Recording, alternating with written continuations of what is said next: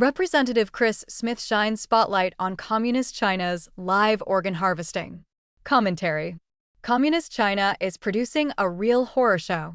Representative Chris Smith recently convened a special session of the Bipartisan Congressional Executive Commission on China and solicited stunning testimony from experts and eyewitnesses on the horrific practice of live organ harvesting, hearts, livers, lungs, kidneys, corneas in Communist China.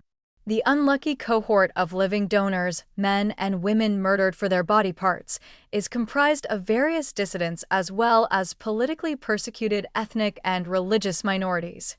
This latest congressional inquiry follows in the wake of the Heritage Foundation's public conference on the topic, which featured Jan Jekielek, author of the New York Times bestseller Killed to Order: China's Organ Harvesting Industry and the True Nature of America's Biggest Adversary. Jekielek also appeared as a witness before the commission's panel. In his opening remarks, Smith noted a hot mic exchange between Russian President Vladimir Putin and Chinese leader Xi Jinping, where the two autocrats were casually discussing the potential of organ donation contributing to greater longevity, with Xi speculating that humans this century could possibly live as long as 150 years. Ethical organ transplantation, Smith emphasized, is noble and life-saving. But forced organ harvesting is not healing. It is murder masquerading as medicine.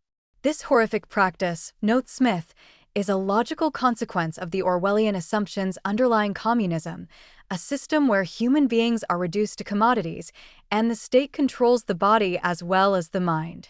Ethan Gutmann, a senior fellow at the Victims of Communism Memorial Foundation and author of the recently published book, The Xinjiang Procedure, told the commission that, as early as 2013, government agents started to come into people's homes and draw blood from those deemed to be at odds with China's communist regime. Those found guilty of practicing an unsanctioned faith were arrested, imprisoned, often tortured, kept in harsh conditions in cells and internment camps. Based on camp medical files in 2017, Gutmann said, a red check mark next to a blood sample meant that the person had been pre-selected for harvesting. Gutmann says that when youths ripen to an average age of 28, prison guards drag them, whether kicking and screaming or resigned and hopeless, to a transplant hospital where, under anesthesia, organ removal occurs. They start removing different organs, one after another, until they excise the heart. Religious persecution. The target populations for this practice have been expanding. Originally, the victims were death row prisoners. Today, the enlarged donor class includes the practitioners of Falun Gong, mostly virtuous contemplatives, but also Uyghurs, Tibetans, and Christians. Representative James Walkinshaw observed that the targeting of Falun Gong practitioners and Uyghurs reflects a broader campaign of religious persecution that includes Christians in China, ethnic repression, and dehumanization carried out by the PRC. Jekielek told the commission that the communist regime has launched an aggressive propaganda campaign against certain minorities, painting them as black classes. Jekielek said that this enables the regime to designate them as subhuman so that the Chinese people, assuming they become aware of it, are psychologically prepared for the atrocities against the target group. Ambassador-at-Large for International Religious Freedom Sam Brownback reminded the commission that China's totalitarian regime, regardless of any of its protestations to the contrary, cannot and will not tolerate genuine religious liberty.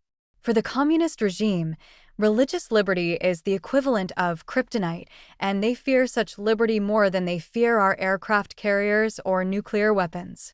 A global problem. There is a growing global demand for organs, especially among wealthy Middle Eastern patients. China's communist regime can profit from such a lucrative international market. The policy question for the United States and its allies is how to ensure that medical researchers, practitioners, and medical institutions in the West are not complicit in this unethical practice. During his testimony before the commission, Gutmann specifically called for an investigation of Thermo Fisher Scientific, a company that supplied DNA testing used on millions of Uyghurs and Kazakhs. Likewise, Jekielek called for oversight over American institutions training practitioners as transplant surgeons who return to Communist China. There is bipartisan interest in tackling the problem. Representative Smith's bill, the Stop Forced Organ Harvesting Act of 2025, would criminalize trafficking in forcibly donated organs and impose penalties of up to 20 years in prison and up to $1 million in fines for knowing complicity with this unethical practice. Tyrants will continue to seek immortality, said Smith, but not with our expertise or money. Not with $1 of American complicity. The House of Representatives passed the bill by a vote of 406 to 1. The Senate has yet to act. Curiously, the Chinese Communist Party's organ harvesting program is another case of life imitating art. In 1978, Michael Crichton directed Coma, a high-class horror film starring a young Michael Douglas and the beautiful Genevieve Bujold.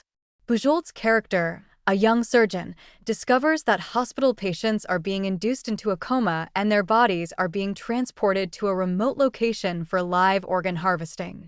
Initially, her colleagues are skeptical. In the movie, the culprit is a sophisticated transnational criminal organization. In real life, it still is. Reprinted by permission from the Daily Signal, a publication of the Heritage Foundation.